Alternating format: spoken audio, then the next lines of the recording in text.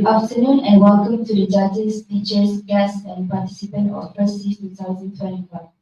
Now, I would like to introduce our judges today. The Chief Judge is Associate Professor in Senior Technologies, Dr. Maiza Binti, lecturer from School of Construction and Quantity Surveying, College of Rural Environment, UiTM Shah. The second judge is Ms. Wan Hasiniza binti Othman from Sekolah Menengah Sains Sultan Muhammad Ziwa. The third judge is Ms. Rosida Othman from Sekolah Menengah Sains Sultan Muhammad, and I, Amalin Tehani, from Sekolah Menengah Sains Tengku Ashraf Rohani, while the timekeepers Nurul Tatiana Anastasia Pribo and Nur Fatihah binti Abdul Karim are from Sekolah Menengah Sains Berasrama. Now, allow me to read the rules. Each team should consist of presenters and a technical assistant. The presentation must focus on the sub-theme assigned to the team. The duration of the presentation should not be more than 10 minutes. The bell will rung once at the 9th minute and and twice at the 10th minute. A question and answer session will be conducted after each presentation. Now, let's hear from the first team. Beşiktaş, Sakıp, Sabancı, Anadolu, Lisesi, TURKIYE to present.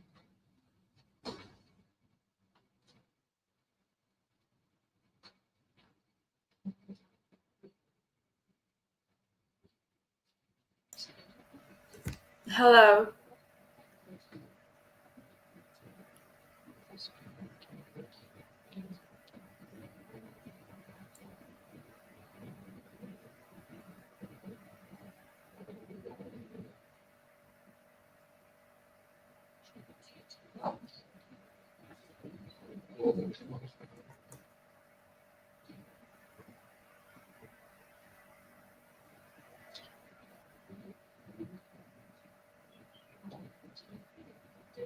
I think if you are ready, you can start the presentation.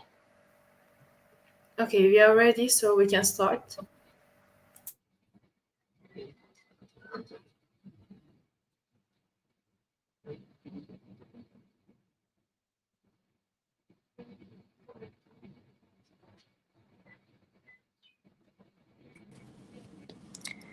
So, hello everyone.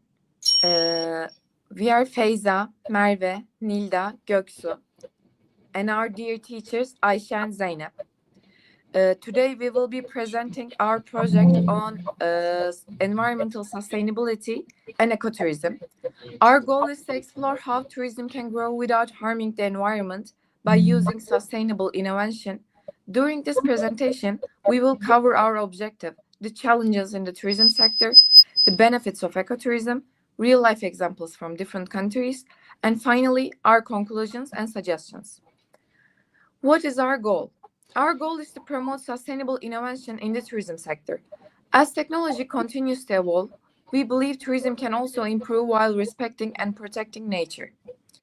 We aim to raise awareness and encourage the adoption of eco-friendly tourism practices that help reduce environmental harm, support local communities, and offer better travel experiences. Problem statement. Although tourism brings many economic benefits, it also causes environmental damage. In Finland, for instance, tourism contributed 16.4 billion euros to the GDP in 2019. However, the emissions caused by air travel and hotel accommodations remain very high.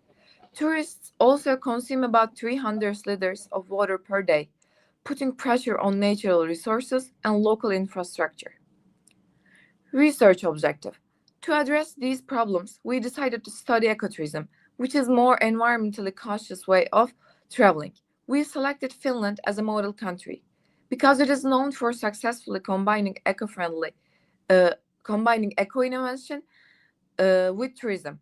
Our research aims to understand how Finland reduces the environmental impact of tourism while also improving the economy in rural regions like Lapland. Strategies for environmental sustainability. For this project, we collected data from sources such as Visit Finland, Booking.com, Eurostat, and the Finnish Ministry of Economic Affairs. These sources helped us analyze traveler behavior, search trends, and the effects of policies on carbon emissions, employment, and rural development. We used both qualitative and quantitative data to support our research. What is sustainable innovation? Sustainable innovation is different from traditional innovation. While traditional innovation focuses mainly on profit and market competition, sustainable innovation also considers the environment and society. It aims to create long-term value by minimizing damage to nature, supporting communities, and encouraging responsible behavior, all while still being economically viable. Ecotourism, the tourism model of the future. Ecotourism is seen as the tourism model of the future because it is small-scale, environmentally friendly, and educational. It offers travelers meaningful experiences while protecting ecosystems and respecting local cultures. Unlike mass tourism, ecotourism tries to leave a positive impact on the places people visit. Technology, Airbnb experiences. Technology supports ecotourism in many ways. For example, platforms like Airbnb offers local experiences where travelers can join small cultural, artistic, or nature-based activities. These experiences are often led by local hosts and booked digitally, making ecotourism more accessible and authentic. This also supports local businesses and cultural sustainability. Successful implementation examples. We found great examples of successful ecotourism around the world. In Costa Rica, 25% of the country is protected as national parks, and the government actively supports ecotourism through sustainable infrastructure and education. In Finland, carbon neutral resorts and northern light stores show how eco innovation can attract tourists while reducing environmental impact. Finland uses renewable energy and designs buildings that are in harmony with nature. In Turkey, examples include eco-hiking routes in the Kaz Mountains, slow food villages like Seferihisar, and balloon tourism in Cappadocia with sustainability efforts.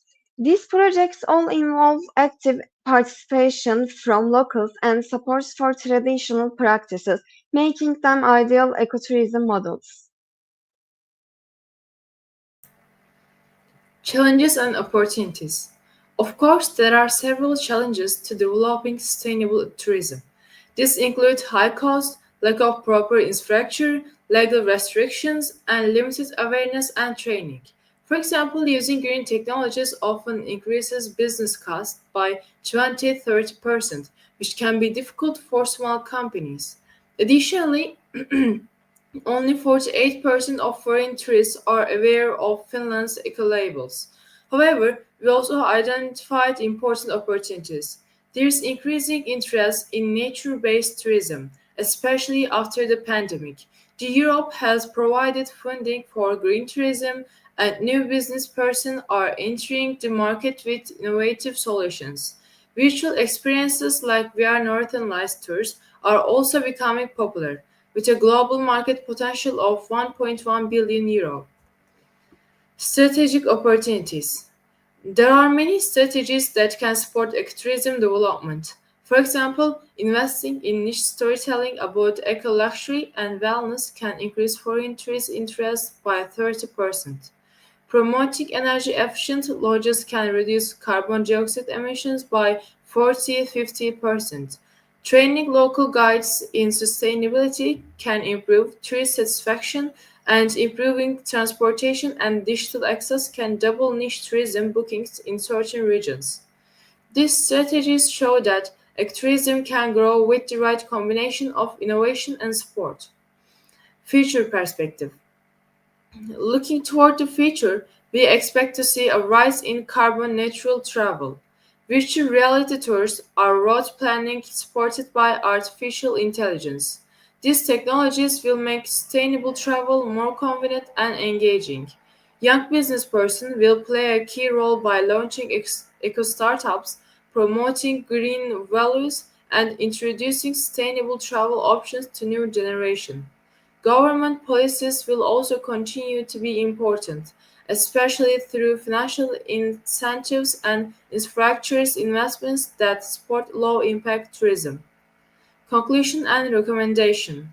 To conclude, we believe that both the public and governments should support small, local tourism business. Tourists should be encouraged to choose green certificated hotels, reduce waste, and respect local cultures. Authorities must also enforce sustainability standards and penalize non-complete facilities. If all stakeholders work together, tourism can become a truly sustainable and regenerative force for both people and the planet. Thank you for listening to our presentation. We hope it was informative and thought-provoking. We are happy to answer any question you might have.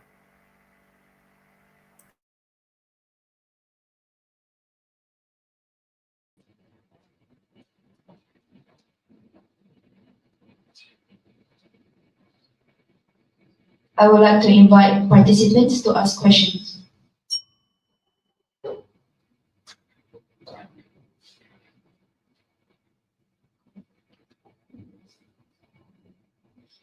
I would like to invite the judges to ask questions.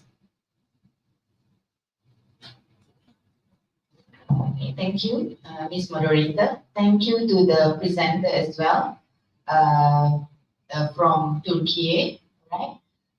Congratulations on the presentation. I would have one question in relation to the technicality of the research. I can see that you have looked for previous researchers. Thus, you found out a few innovations within the ecotourism area, which is one of it is Airbnb. However, what would be the specific innovation proposal from your group that you would like to put forward here?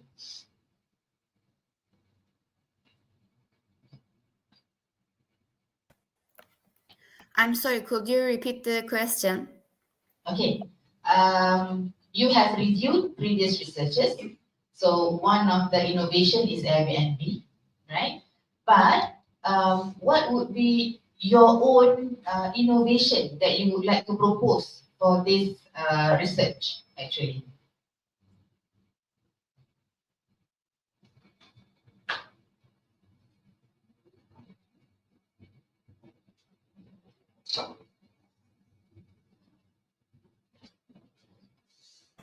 Well, our innovation would be actually wasting less at accommodation and using slow food tourism, because especially at hotels, we waste a lot of water and also food, which is unnecessary.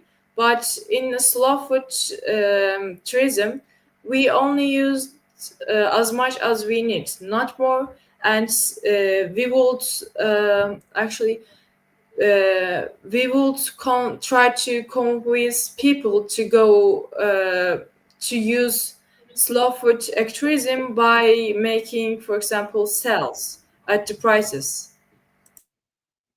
Okay. Did you actually put that in your presentation just now? Yes, we talk about slow food tourism. Okay. And then another one, you mentioned about your research methodology just now. So can you please show us your slide on the research methodology?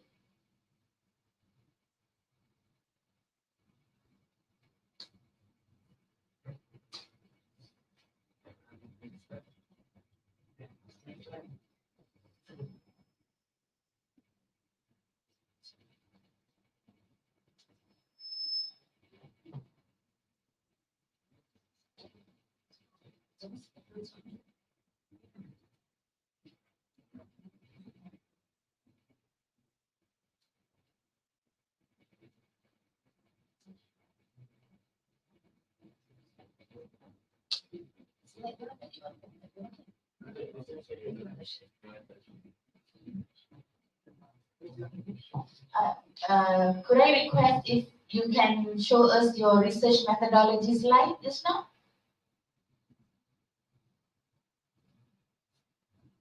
Here, we will show you. Please wait.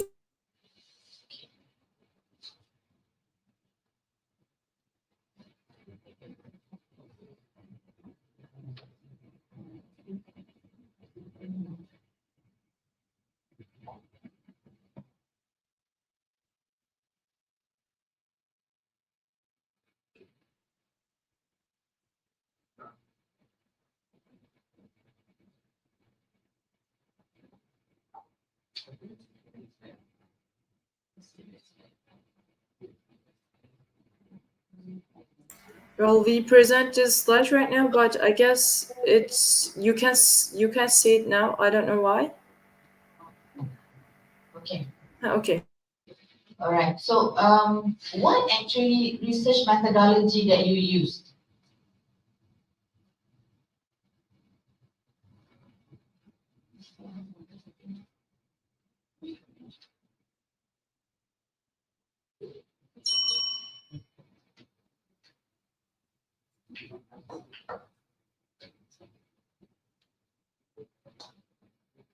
think actually the time is also running out.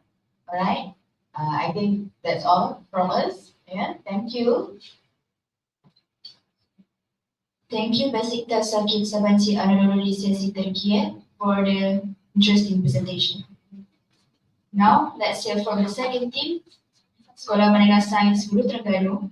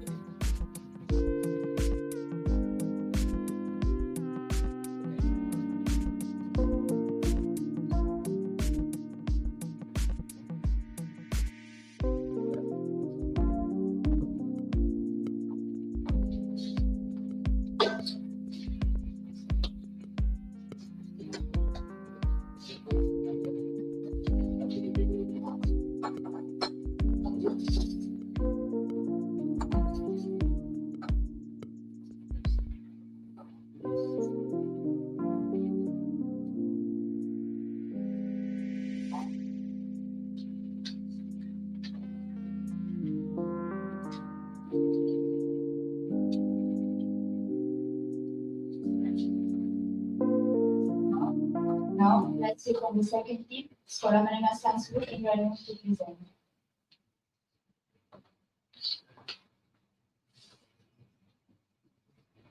Yes.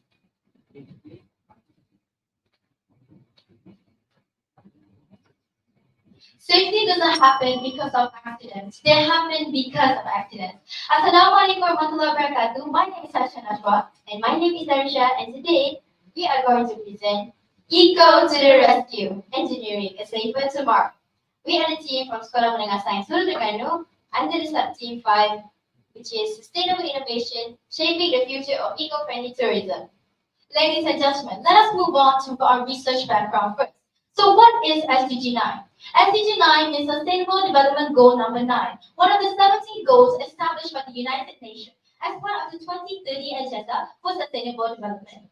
This goal consists of 3 aspects: infrastructure, industry, and innovation. For infrastructure, the focus is on building good quality, reliable, and eco-friendly infrastructures to help people live better lives and support a strong economy. Meanwhile, industry refers to promoting sustainable industries that also promoting sustainable industries that can help in generating income for the local community. Next, innovation. In SDG 9 is using new technologies and also ideas to solve problems and create a more sustainable future for everyone. Next, what is meant by ecotourism? According to the International Ecotourism Society in 2015, ecotourism can be defined as responsible travel to natural areas by minimizing negative impacts towards the environment. Next, people don't just gain experience, they also learn from it. For example, through guided tours. Now, this shows how ecotourism also goes hand in hand with interpretation and education. Next, ecotourism also sustains the well-being of the local people by generating income for them. So far, our research area is at Pusat Sejani Mane Baturong, located in Mane Baturong Forest Reserve in Punak, Sabah. So, This place offers a lot of activities, such as camping, bird watching, canopy walking, and also we have a waterfall spot called the Madai Waterfall.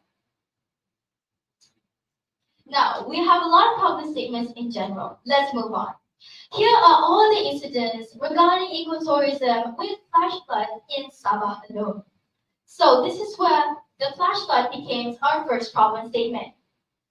According to the Safety and Rescue Department of Malaysia, over 287 drowning cases in Malaysia in 2024 regarding flash flood, which the majority falls under the age category between 20 to 39 years old. So, to stress out this problem more, this problem has faced by our research area. In 2018, a 43-year-old man drowned when he took a swim at Menengah waterfall during a flash flood. This incident led to the Menengah waterfall to close for about 7 years. During those 7 years, the effort to increase safety and quality of infrastructure was made. Overmore, the local community could not benefit from it economically. Moving on to our next policy, which is quality of infrastructure. Let's take a look at its importance first. A study by Westport University College states that infrastructure quality is significant for decreasing the environmental impact, to create more investment opportunities, and to also increase soil safety. If we neglect these importances, there will be a decline in destination competitiveness, less contribution to the community, and also decreasing number of visitors. So, our research area also faced this problem, which is in 2018. This rope suspension bridge has a poor quality design. It is reported as dangerous to tourists, and now it has been fixed and renovated. So we have 3 research objectives in general. Number 1, we would like to analyze the current challenges faced by ecotourism in our research area. Second, we would like to examine how SDG 9 can facilitate infrastructure and innovation improvements in ecotourism. And lastly, we also aim to identify sustainable innovation practices that can support eco-friendly tourism development. Now, we use, as our research methodology, we use quantitative research. Our data is collected from questionnaires created by our team and also secondary data analysis. Here is our sample questionnaire. Our questionnaire consists of 14 items, which consist of touching questions ranging from the site's cleanliness and its contribution to society. We also use a Likert scale from 1 being the strongly disagree, 3 being the uncertain, and 5 being the strongly agree. Our questionnaire is answered by 50 respondents, ranging from foreign to local tourists. So now, let's move on to the findings. Let us start with the respondents' demographic profile. There are 3 aspects we would like to look at. Number 1 is age. The majority of the respondents are between 18 to 27 years old. Secondly, the occupation are students, the ones that are majority in the table now. And about 45 respondents responded how they visited Menengah 1 to 5 times. So let's move on to our research objective number 1. For our research objective number 1, we have items number 1 to 5, 7, and 8. But we would like to focus on the highest mean score and also the lowest mean score. The highest mean score is item number 8, which we can say it is the mean score of 4.40, which leads to strongly agree. What this means is that the respondents believe the local community benefits economically from tourists at their site. Meanwhile, at the lowest is item number 1, that they believe that the facilities at Menengah Natural Center are uncertain and are not maintained to a level where everybody can say they agree. Sure, the mean score says a 3.96, but it still does not pass a 4 point. Next, for research objective 2, we have items 6, 9, and 15. So let's have a look at the highest mean and lowest mean. The highest mean score is 4.46, which is item 15. This shows that most respondents agree that ecotourism activities at this site supports the local green businesses. Meanwhile, the lowest mean is item 6 in 3.70. So this shows that most respondents are uncertain that this site's infrastructure incorporate eco-friendly technology. Now moving on to research objective number 3. Research objective number 3, ranging between items number 11 and 14. Now all these items are regarding the innovation itself. Let's look at the highest and the lowest. The highest is item 14, with a mean score of 4.56, almost a perfect 5. Now we can say how the respondents strongly agree that our innovation has provided opportunity for skill development within the local community. Meanwhile, the lowest, which is item 12, it is standing on a 4.36. Even though we say it is the lowest mean score, this still means the majority dominates on the strongly agree and also the agree. Meaning, the respondents believe the PTS hydro technology can effectively support eco-friendly tourism. So every problem has its solutions. This innovation is a product of a collaboration between Polytechnic Sabah, the Hidden Century Guna, and Guna District Forestry Office. So introducing Polytechnic Sabah Hydro Guard, also known as PTS Hydro. So what is PTS Hydro? It's sustainable and cost-effective innovation that can reduce risk and safety measures. So one of the main functions of PTS Hydro is to protect the flora and fauna at this site. Firstly, it has a CCTV equipped with a recording device that can monitor surroundings around Mah Meri waterfall. And also, this CCTV can be accessed with a mobile phone. It has a Wi-Fi connection, so the operator can easily monitor the area around the waterfall. Next, if we monitor, there will be less vandalism, less neglect of safety rules, and also less littering. All of these are important to conserve the population of endangered species and avoid any mishaps happening to the tourists or the community. So the second function is that the tourist safety and disaster management.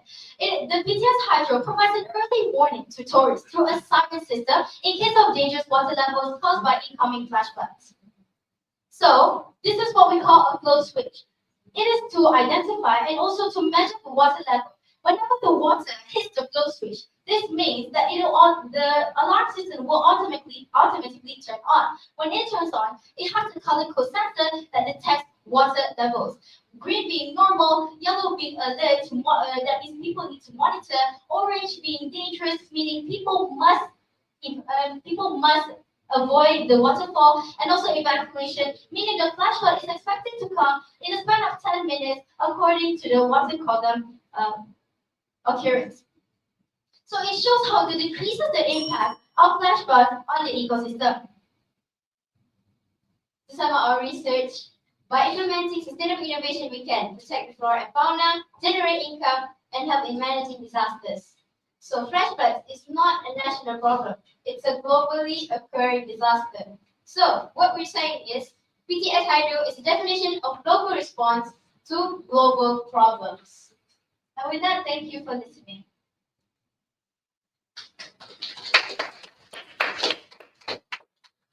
I would like to invite participants to ask questions.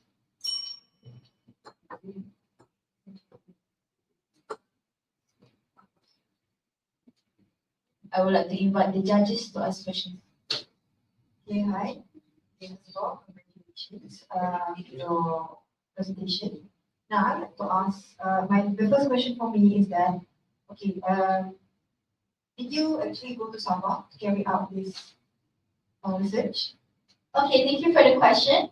Firstly, we did not go to Sabah, but we have someone at Sabah. So whenever we have something, for example, the questionnaire, we do the questionnaire, we give it to the Kuna Sabah, the PTS, the Polytechnic Kuna Sabah, and then we let them to give the questionnaires out.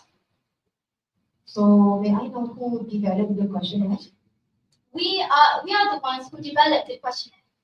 Okay, in the questionnaire, I realized there was a question about PTS hydro technology.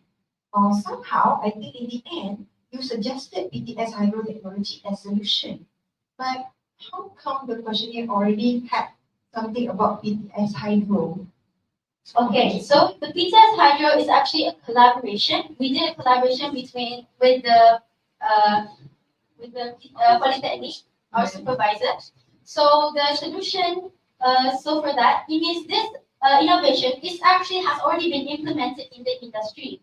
We just took it and we make it with, for example, they did the questionnaire last year. So we took the problems that they faced last year, and we did the color code sensor that we did earlier. So we just take the general idea of PTS hydro, we put it in the questionnaire, so that as the main idea for the PTS hydro is that it can help to avoid flash flood on the ecosystem, and also it helps people to avoid flash floods in the first place. So that means you are asking the survey after PTS hydro was already implemented or used. So now what you propose as solution, was there any improvement of the PTS hydro? Yes, there are multiple improvements, but we took the improvement of having a color code sensor. In the beginning, they didn't have a color code sensor. They just had an alarm system. So whenever the flash flood is expected to come, that is when the alarm system will go off. Have you seen the PTS hydro like in front of you? Yes, we have seen the PTS hydro in front of us, but we have not seen it at the waterfall. We only have pictures of it, but not face to face. Not the real one. Thank you. Okay, I have the same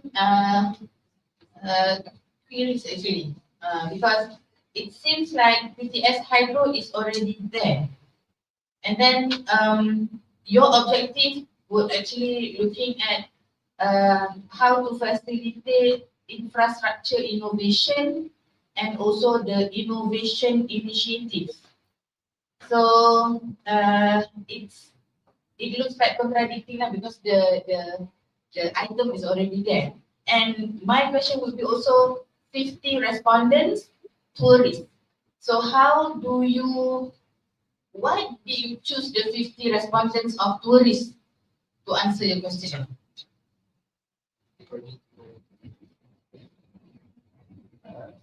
Can you repeat the question again? Okay, just now you presented your methodology is questionnaire, quantitative, and then the respondents were 50 tourists, right?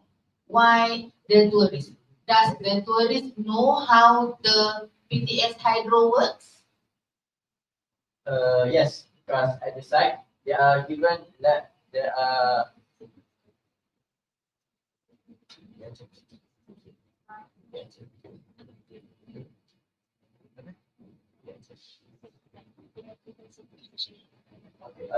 sorry for my late response.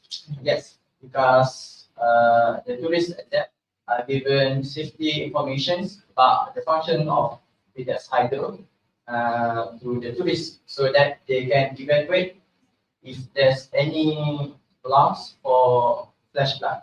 To add more to that is that at the ecosystem at the site, they have already told before they come in that this technology exists. So it could raise the safetiness for the tourists. They will feel more safety to know that there is a system going on, so that the problem that we stated earlier, how it got shut down for 7 years because somebody died, will not be happening again, because there's already been initiatives to it. And we are here just to suggest more and add more initiatives to that, add more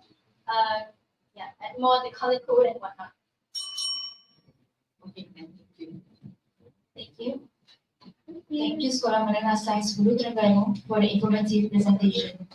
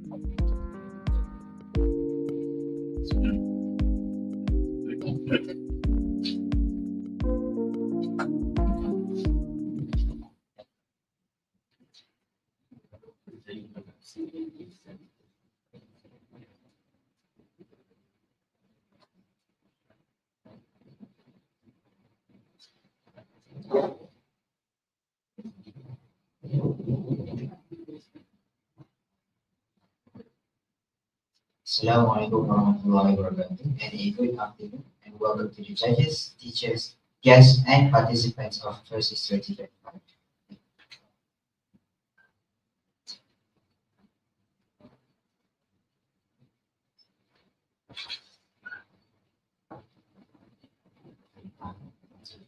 Now, I would like to introduce our judges for today. The Chief Judge is Associate Professor.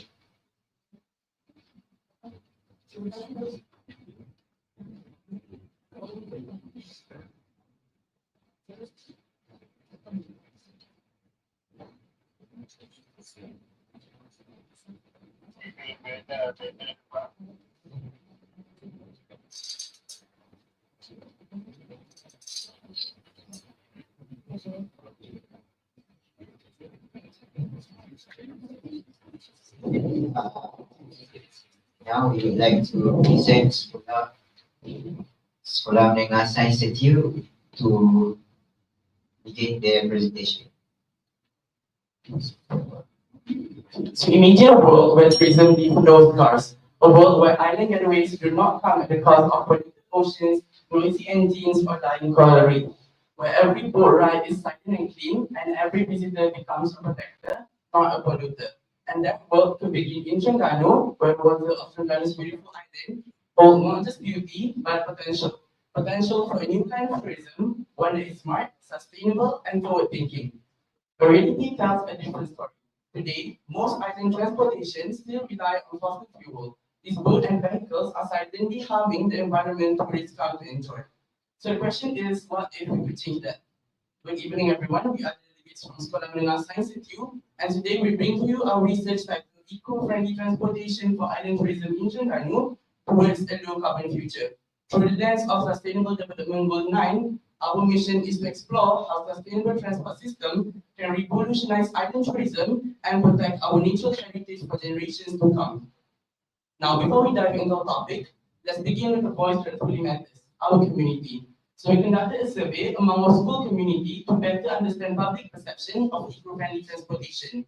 First, we asked if they had heard of eco-friendly transportation. Only 21.7% said they knew it well, while 56.7% have heard of it but didn't know much. Another 21.7% had no knowledge at all. This highlights a clear lack of awareness, even though the concept is becoming more important globally. Then, we asked, should Terengganu adopt eco-friendly transportation for island tourism? The answer was a powerful yes.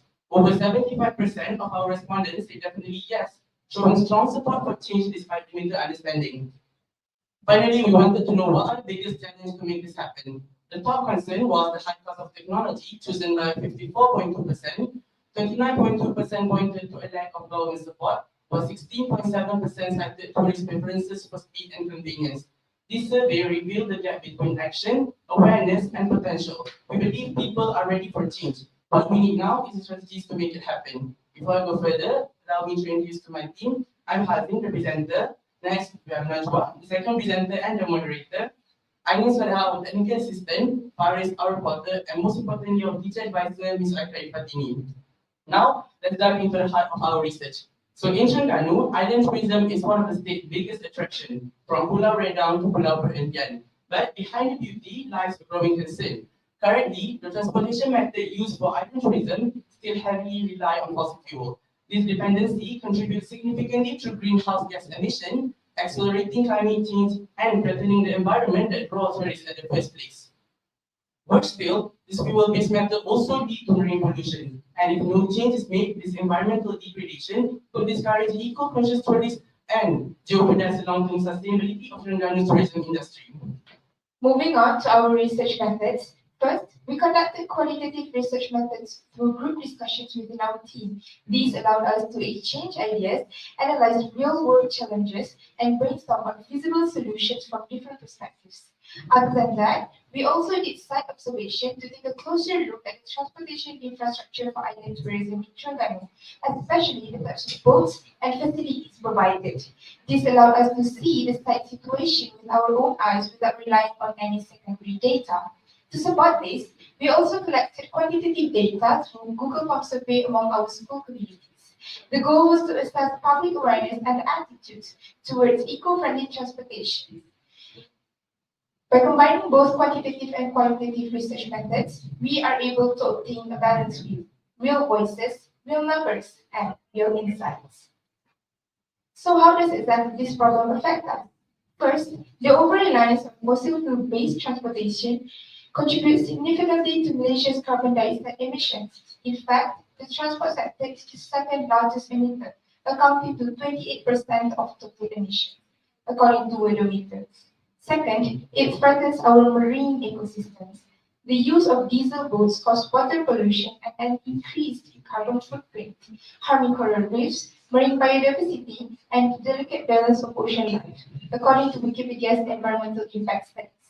And lastly, it discourages eco-conscious tourists. When travelers see environmental harm or lack of sustainability, they might choose other options that better align with their value, ultimately affecting the long-term sustainability of Terengganu's tourism industry. This shows that this is not just a transportation issue, but an environmental and economic one too. Now, let's take a look at our research objectives. First, we aim to identify sustainable transportation methods suitable for island tourism in Terengganu. This involves exploring innovative options like electric and solar power boats that can reduce our dependency on fossil fuel. Second, we want to propose actionable solutions that stakeholders, including tourism operators, local authorities, and policymakers can realistically implement. These solutions need to be cost-effective, practical, and environmental friendly.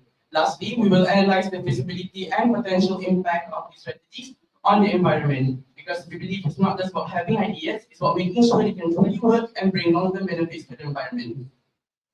Now, let's understand the framework that shapes our research.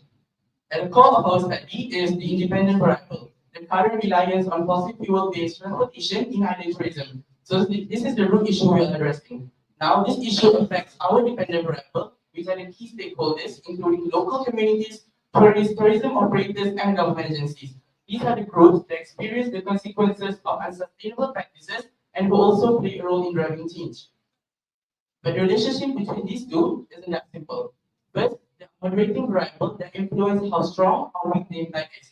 These include government policies, technological advancement, and global agreements. For instance, a strong national policy can push faster adoption of eco-friendly transport. In addition, there's mediating variable that help explain how change can occur, particularly public awareness and education on sustainable practices and the availability of green infrastructures. To support our research, we have gathered 3 key pieces of evidence highlighting the urgency and potential of transitioning to eco-friendly transportation, especially for island tourism in Terengganu. First, Malaysia has set an ambitious national target, which is to reduce its greenhouse gas emission intensity of GDP by 45% by the year of 2030, compared to 2005 levels. This commitment, announced by Ministry of Energy, Green Technology and Water, shows that Malaysia is already taking serious steps towards a low-carbon future. Next, studies on ResearchGate shows that tourists are more likely to support and adopt eco-friendly behaviors when they are both aware of its environmental impact and have access to proper green facilities. This shows that awareness alone isn't enough. Real and visible solutions must be in place. And lastly, ECERDC, or also known as East Coast Economic Region Development Council, is actively driving initiatives towards a more resilient and sustainable economy in Terengganu. This shows that local authorities are already prioritizing sustainability. Moving on to our solution, all of which are aligned with SDG 9, Industry, Innovation and Infrastructure. First, let's start with innovation.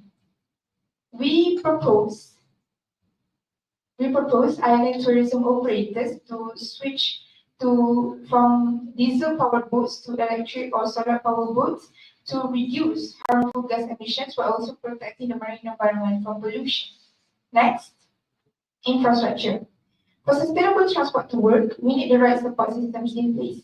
Therefore, we suggest the development of EV charging stations and the use of renewable energy sources on the islands. This does not only support electric mobility, but also ensures the long-term sustainability of local communities and businesses. And lastly, industry. Here, there are two key strategies. First, the government introduced incentives towards tourism operators to support and adopt eco-friendly behaviors. Eco-friendly transportation. This can accelerate the transition while also encourage more players in the industry to join the movement. And lastly, public awareness campaigns. We believe when locals and tourists truly understand the benefits of eco-friendly transportations, they are more likely to support and adopt it. So as we come to the end of representation, let's leave you with the vision of the future. Embracing eco-friendly transport is more than just an environmental goal. It's an economic opportunity. By adopting sustainable practices, we believe Terengganu can position itself as a leader in low-carbon tourism, a place where nature and progress go hand in hand. And with the right industry, innovation, and infrastructure support, we can turn this vision into reality. We hope our ideas spark real change and together we can cruise into a low-carbon future. Thank you.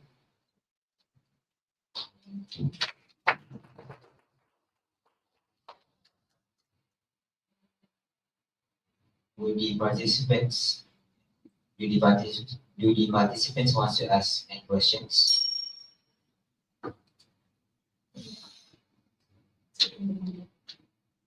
Hi.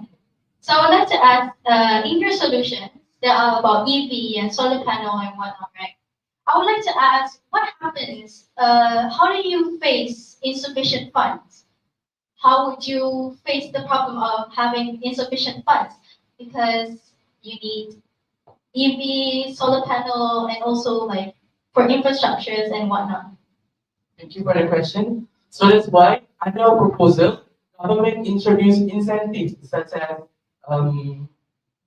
tax deduction and also grants for tourism operators who adopt green transportation. Did that answer your question?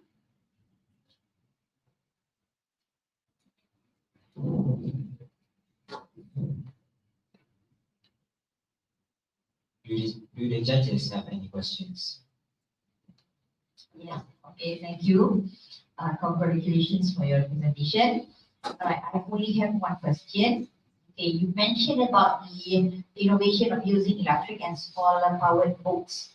Alright, in your opinion, okay, do you think that the tourism, tourism operators would increase the rate of the fare if they are opt to use these solar and powered boats? That will, of course, affect the tourists in general.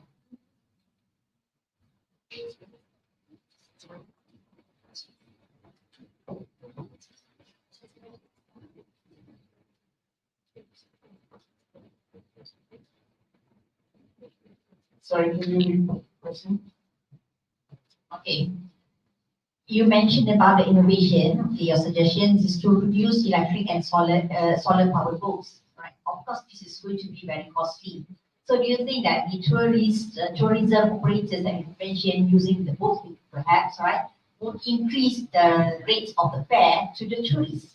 How would it affect to the tourists?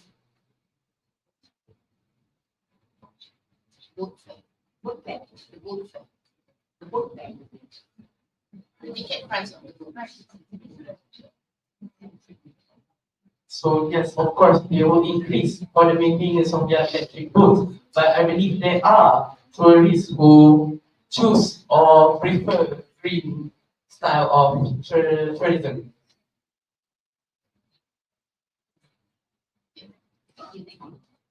All right, I would like to echo what you said, right?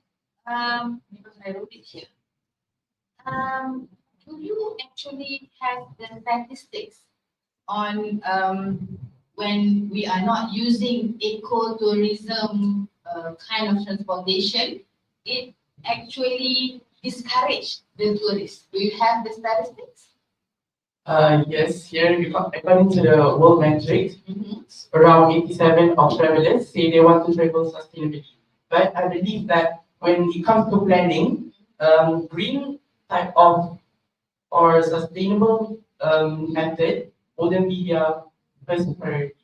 Indeed, because I don't think people will like to spend more just for the sake of saving the, environment. Okay. My another question is technical on the research process. Yeah.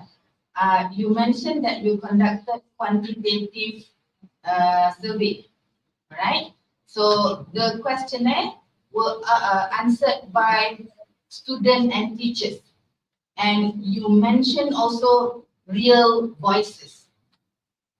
So how do you justify your fellow friends and teacher would be the real voices in relation to ecotourism transportation?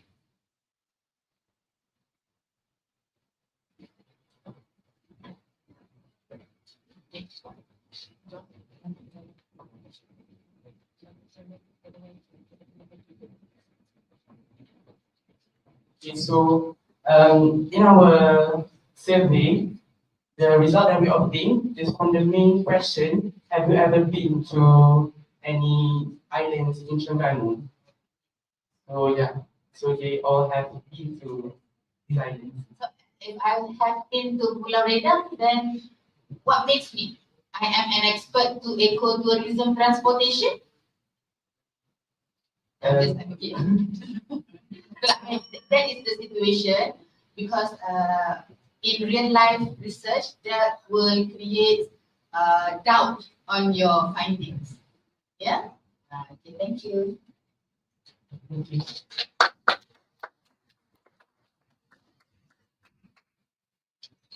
Thank you, Sekolah Menengah Sains Setiu for the presentation. Now, we would like to invite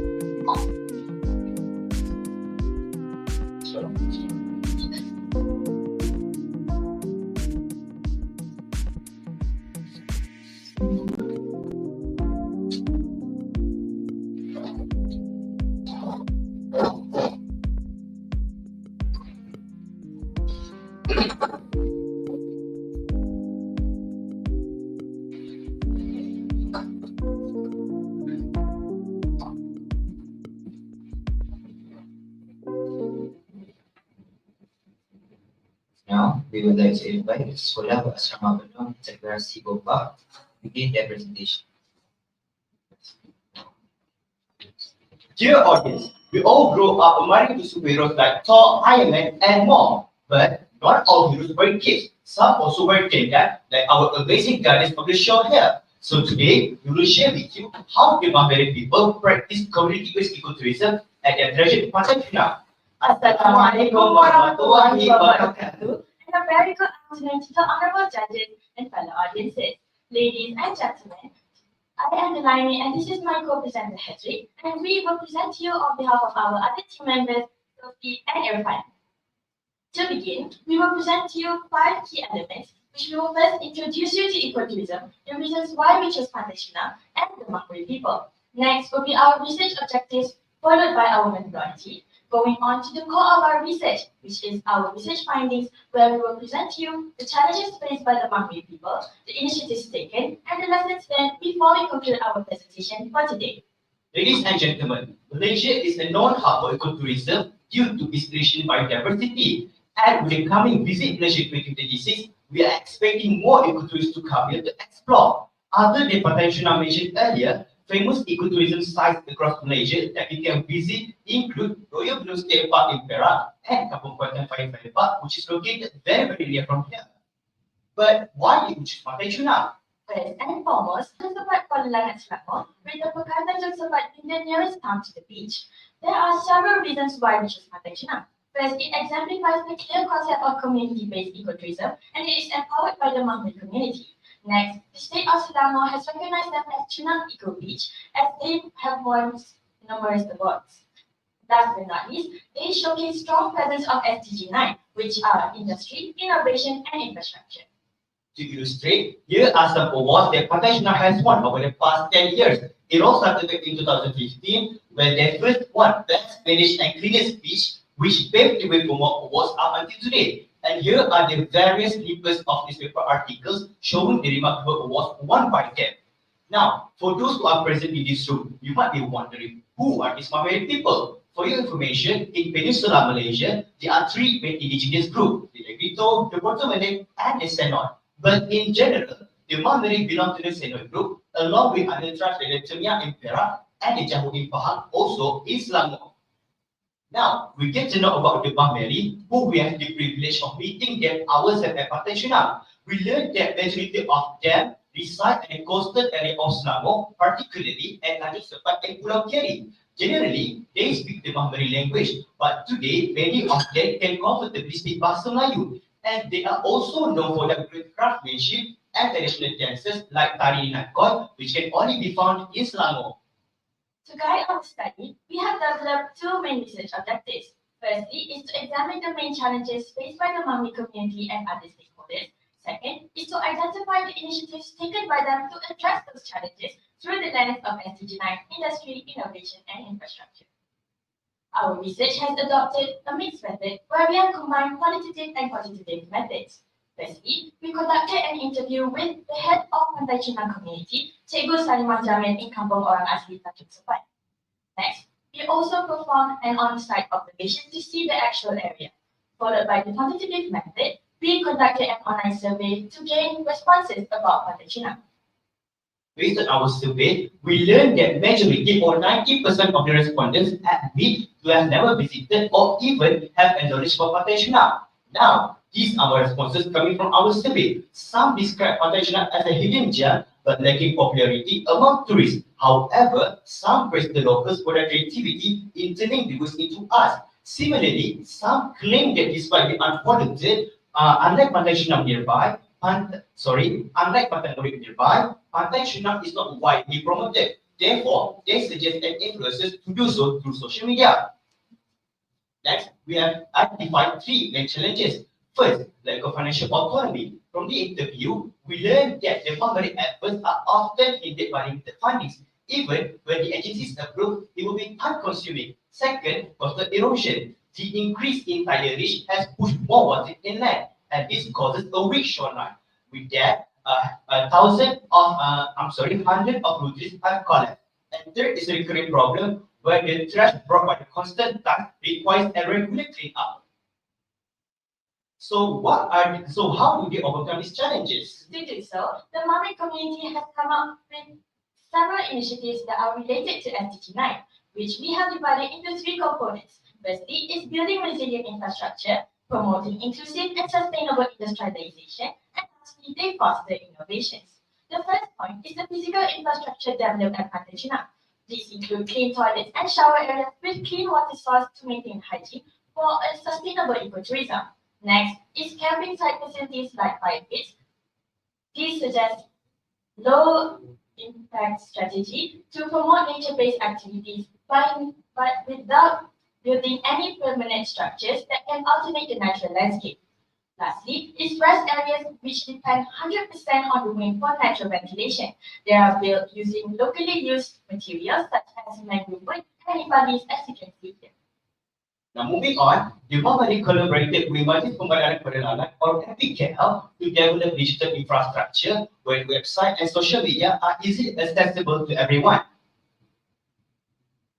For this part, the Mah Meri have come up with a detailed chart to help them manage International more systematically. As you can see here, the leading role is spearheaded by Cikgu Saima, and different tasks as groups like cultural committee, program committee here are designed and delegated properly to reach the target goal. Now, let's go into the role of Mah Meri as Pantai's guardian. Instead of relying on city council cleaning services, unlike other regions, Mah Meri plays a very active role in managing and maintaining the cleanliness at Pantai. This is done through a community-based initiative. Secondly, they are involved in preserving their coast by caring for the mangrove trees along the shoreline as well as other tree species. And lastly, they constantly engage with the tourists by educating them and raising awareness about the importance of Pantai. But Hesri, how does the Mah Meri attract visitors to a beach that is murky and not ideal for swimming like Pantai? The answer lies in their own unique culture. Using cultures, Mah Meri attract visitors to Pantai as an ecotourism destination and to generate income. This aligns with SDG 9 sustainable industrialization.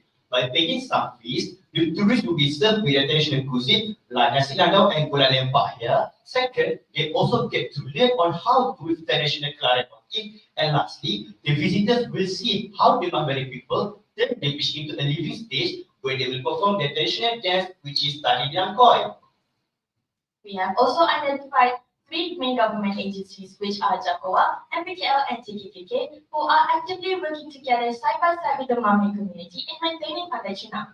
Besides that, the initiative of materializing SDG 9 also include working with the non-profit and private sectors, where they conduct beach cleanup activities, educational outreach, and environmental awareness campaigns. As you can see here, these are the ITM students who have worked together with the local community to conduct beach cleanup activities and we plant mangrove trees along the shore.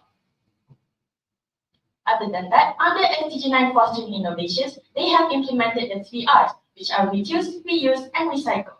As you can see here, plastic bottles, cans, and tires are recycled or turned into something new. Take this, for example, the butterfly in the corner of there. It is made entirely out of soda can. Other than that, the Mah Meri community exploit their talents in craft by running small industry in the form of classes where visitors can learn how to turn their recyclable items into new products. So what are the valuable lessons that we can learn from the Mah Meri people? There are 3 major lessons that we can take home. Firstly is stewardship. We can see the Mah Meri people taking full ownership of their own beach, and they practice ecotourism with full responsibility. This is because of their strong appreciation for nature, since they strongly believe that humans and nature can coexist together. Next is the shared vision between the community, the government, and the locals, where they come together as one unit in developing community-based ecotourism and within the frame of SDG 9. Lastly is their creativity in finding solutions, where they come up with simple yet practical initiatives such as implementing the 3 R's and promoting their unique culture. To wrap up everything together, our research reveals 3 major findings that connect SDG 9 to ecotourism. First, local communities can be empowered through better facilities, strong support system, and digital tools. Second, Mah Meri proved that culture plays a central role in shaping meaningful ecotourism experiences. And lastly, public-private partnerships help the ecotourism more professional and sustainable. These are the references linked, and that's all from us. Thank you.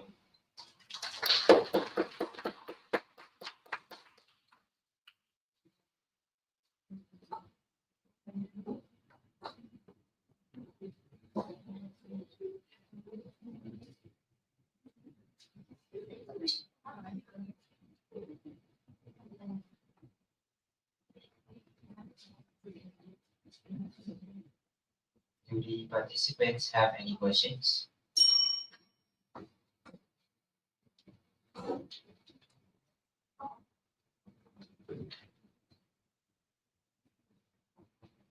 Hello, sorry, correct me if I'm wrong, but I would like to know how your research relates to global affairs, and if there is a global affair aspect to it, could you clarify it more?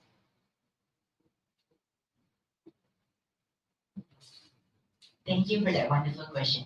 Of course, our research has a relations with global affairs, where we have showed you a few of the lessons that we can learn. And from the lessons, we can tell you that the initiative that is taken by the Mah Meri people brilliantly can be applied at any places that runs ecotourism. For example, if they have a marquee beach that is not suitable for activities such as swimming, snorkeling and such, they can do such things as Mah Meri did, where they foster GRs and they promote their culture to attract the tourists to come to Pantai. Thank you. Hope that answered your questions. Any other questions from other participants? Do the judges have any questions? Sorry, but I would like to clarify more. Yes, about the how we could take Mah Meri, right? But do you think so? You would like to take Mah Meri to go to other beaches? I think you have a bit of problem in understanding what I have said earlier. We said that we have highlighted a few lessons from the Mah Meri where we can take home and apply it to other ecotourism sites other than Pantai. We doesn't say that we have to take the Mah Meri at other ecotourism sites. We mean that the other ecotourism sites could do what the Mah Meri do, like finding a creative solutions to solve their problems and such. Hope that still answers your questions.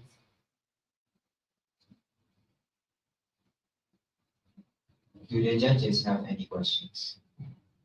I have one curious feeling. Whatever that you presented just now, it is based on the Mah Meri or the existing initiative. That's right. Yeah. So what would be your innovation in this particular area of ecotourism? Sorry, Judge. Can you please repeat the question? Okay. The whole thing, it was based on what had been done by the Mah Meri, by the Kuala Langat district and whatnot. So what would be your input in relation to the innovation? Meaning to say that what would you do other than whatever that the Mah Meri has done? Mah Meri community has done. What would you want to do? As in the tourist? As in relation to the innovation of ecotourism for this particular research? Thank you for the question, Ms. Judge. In my opinion, or in our opinion, what we would have done to overcome the challenges since Pantai is a murky and not suitable for recreational activities like other beaches that exist in Malaysia, is that we would actually do the same with what Mah Meri did, which is we would promote our culture, our Malay culture, when visitors come to the beach, and also we would provide them with implementing the 3 Rs, where we would teach them on how to appreciate nature by turning the trash found around the beach into decorations. Okay, yes. And then I have another technical question in relation to the research method. You mentioned that you conducted online survey. Yeah. Due to the response, never visit the place. So who actually were your respondents? Our respondent is actually our teacher has conducted the survey and also has conducted the survey with another teacher from the Kuala Langat area. So the respondents are from the people there. As also, Cikgu Sarima has also given our questions to the people around the Kuala Langat. Okay. Then, due to the fact that most of them has never visited the area, what makes you think that their answers or their responses are valid? We take their responses by their responses that state they never visited the Pantai to show to you all that Pantai is still not widely advertised, but the Mah Meri people still doing initiatives to make sure that most people in Malaysia know and at least have knowledge and have the wanting to visiting Pantai in the future. Hope that clarifies. And to add, The people in Kuala Langat district, they not all of them, since they are near to the PANTAI beach, right? Just because they live around the area doesn't mean they actually know about the beach. Since, like my team member said, it's not widely advertised, and also not everyone talk about the beach, since it's like we said, it's not suitable for recreational activities, so it's not really interesting to go there. So when we give those the survey to the people in Kuala Langat district, they say that they have never been there because one is it's not interesting, there's not much to do except for implementing the 3 Rs and looking at the nature, and also because they have never heard about it, even if they live near the area. What they have been doing, maybe you not watch it. There are still people who do not know about that. This is before they.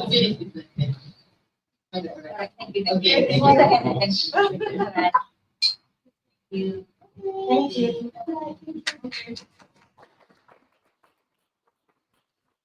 Before I want the presentation given by Sekolah Berasrama Sekolah. And thank you to all the judges for your time. And good job to all the groups that presented today. Also, I have one tiny request.